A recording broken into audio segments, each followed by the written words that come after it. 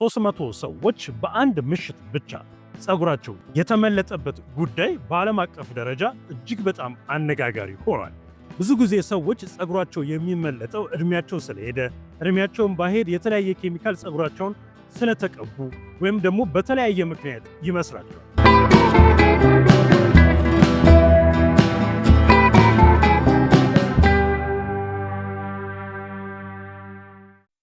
የዕለት እንጀራችንን ስጠን ለዛሬ የሚለው ሕያው ቃል በሕይወታቸው ተፈጽሞ ነበር።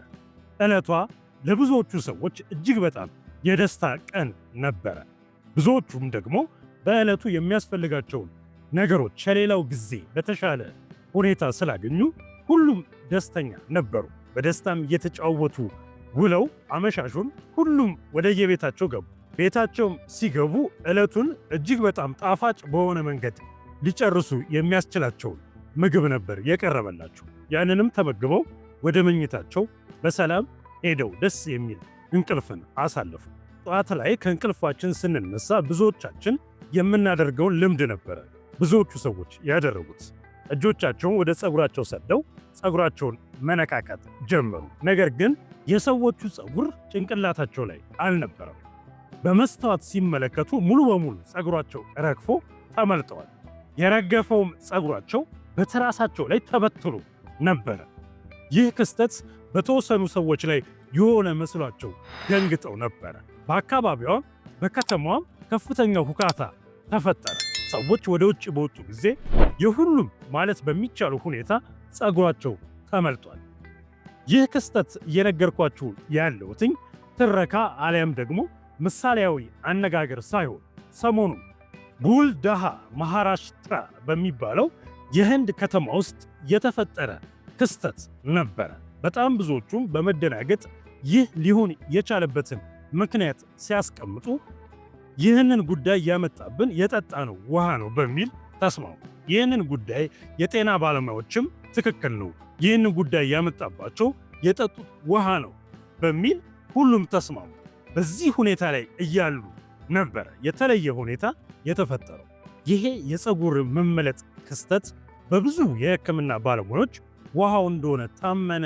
ከዛም በኋላ ደግሞ አነቃቂ ነገሮች ዶክተሮቹ መናገር ጀመሩ። የሚጠጣውን ውሃ እያፈላችሁ ጠጡ። ከዛም በኋላ ደግሞ ለውሃ ጥንቃቄ አድርጉ፣ ውሃን የሚያክም መድኃኒት ተጠቀሙ። በጣም ብዙ አነቃቂ ነገሮች የሕክምና ባለሙያ የሆኑ አክቲቪስቶች በጣም ብዙ ተናገሩ። በጉዳዩ ግን ምንም ያልተዋጠላቸው አንድ ዶክተር ነበሩ። ዶክተር ሂማትራኦ ባዋስካር ይባላሉ። እንዲህ አይነት ዶክተሮች በየአገሩ ይብዛልን ባይ ነኝ። ከሌሎቹ የሕክምና ባለሙያዎች ወጣ ብለው የሚያስቡ እኚህ ዶክተር ምንም ነገሩ አልተዋጠላቸው። ስለዚህ የላቦራቶሪ በራቸውን ዘግተው ለአንድ ወር ይህን ጉዳይ እመረምራለሁ በሚል ከራሳቸው ኪስ 92,000 የህንድ ሩጲ በማውጣት ምርመራውን ጀመሩ። እዚህ ላይ ነው ታዲያ ከብዙሃኑ የተለየ ግኝት ያገኙት እኚህ ጀግና የሆኑ የህንድ ዶክተር። እንግዲህ እኚህ ታዋቂ ዶክተር ናቸው። በተለያየ ምርምርና ጥናት ሽልማት ያገኙ በህንድም የታወቁ ናቸው። ታዲያ በመጨረሻ ትክክለኛውን የፀጉር መመለጥ ምክንያት አገኙ። ብዙ ጊዜ ሰዎች ፀጉራቸው የሚመለጠው እድሜያቸው ስለሄደ፣ እድሜያቸውን ባሄድ የተለያየ ኬሚካል ፀጉራቸውን ስለተቀቡ ወይም ደግሞ በተለያየ ምክንያት ይመስላቸዋል። ስለዚህ ከፀጉር ንቅለ ተከላ ጋር በተገናኘ ፀጉራቸውን ደግሞ ለማከም የተለያየ ቅባቶች ይጠቀማሉ። እነዛ እንግዲህ መንስኤዎች ሊሆኑ ይችላሉ ፀጉራችን እንዲዳከም። በዋናነት ግን የብዙዎች ፀጉር እየተመለጠ ያለው በሚበሉት ምግብ ምክንያት ነው።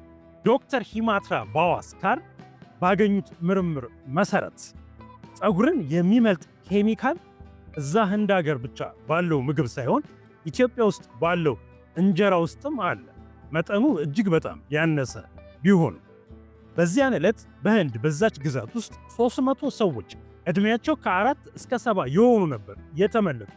ፀጉራቸው መመለጥ ብቻ አይደለም፣ ቆዳቸው በሙሉ ሽፍ ብሏል። ቆዳቸውን ያሳክካቸዋል። ጥፍራቸው ተሰነጣጥቋል። ጥፍራቸው እየተነቃቀለ። ይህን ጉዳይ ያመጣባቸው መንግስት ለእርዳታ በሚል የስንዴ ዱቄት አድሎ ነበር። ይህ የስንዴ ዱቄት እንግዲህ በተለያየ ምግባቸው ውስጥ እየጨመሩ ከምግብ ጋር በመብላታቸው የተነሳ ነበር ፀጉራቸው በአንድ ቀን የሁሉም እርግፍ ብሎ የተገኘ ይህ ኬሚካል ደግሞ ሴሊኒየም ይባላል። ሴሊኒየም የሚባለው ኬሚካል በአፈር ውስጥ የሚገኝ ነው። በብዛት ይህ ኬሚካል የሚገኘው በሰሜን አሜሪካ ውስጥ እንደሆነ መረጃዎች ይናገራሉ። በተለይ ብራዚል ነትስ የሚባለው የብራዚል ለውዝ እጅግ በጣም በሴሊኒየም የተጠቃ ነው። ስለዚህ ከዚህ ጋር በተገናኘ እኛም አገር ላይ ይሄ ኬሚካል ከውጭ በእርዳታ በሚመጡ እኛ ሀገር ደግሞ በተለያየ እርሻዎች ላይ በምንጠቀማቸው ማዳበሪያዎች ውስጥ በሚረጩ ኬሚካሎች ውስጥ መኖርና ለመኖሩ መረጋገጥ አለበት። አፈሩን መመርመር አለበት። ይሄ ሴሊኒየም የሚባለው ኬሚካል በእርግጥ ለጤንነት ለሰው ልጅ ጤንነት ያስፈልጋል። ነገር ግን እጅግ በጣም ጥቂት ሆኖ የተመጠነ መሆን አለበት። መጠኑ ካለፈ ግን ከፍተኛ ጉዳት ያደርሳል። ከጉዳቶቹም ዋነኛው ፀጉርን ሙሉ በሙሉ እንዲረግፍ እንዲመለጥ ያደርጋል። እንግዲህ እናንተ የምትበሉት ውጤት ናችሁ። ስለዚህ ስለምትበሉት ምግብ በጥንቃቄ እንድታስቡ አሁንም እመክራለሁ። እንዲሁም ደግሞ የሕክምና ባለሙያዎች የሆኑ ኢትዮጵያ ውስጥ ያሉ ከኒህ ዶክተር ልትማሩ ይገባል። በተለይ ትልልቅ ሆስፒታሎች ኢትዮጵያ ውስጥ ምርምርና ጥናት በዋናነት ሊያደርጉ ይገባል። እኚህ ዶክተር እንግዲህ ከኪሳቸው ገንዘብ በማውጣት ጭምር ነው ምርምሩን አካሂደው እዚህ ውጤት ላይ የደረሱት። በህንድ 300 ሰዎች በአንድ ምሽት ብቻ ፀጉራቸው የተመለጠበት ጉዳይ በዓለም አቀፍ ደረጃ እጅግ በጣም አነጋጋሪ ሆኗል። ለዚህም ዋናው ጉዳይ ሴሊኒየም የተባለው ኬሚካል በምግብ ውስጥ በመብዛቱ የተነሳ ነው። ይህ ኬሚካል ኢትዮጵያ ውስጥ ባለው የምግብና ቁጥጥር ባለስልጣን ሁል ጊዜ ምርመራ ሊደረግበት እንደሚገባ አሳስባለሁ።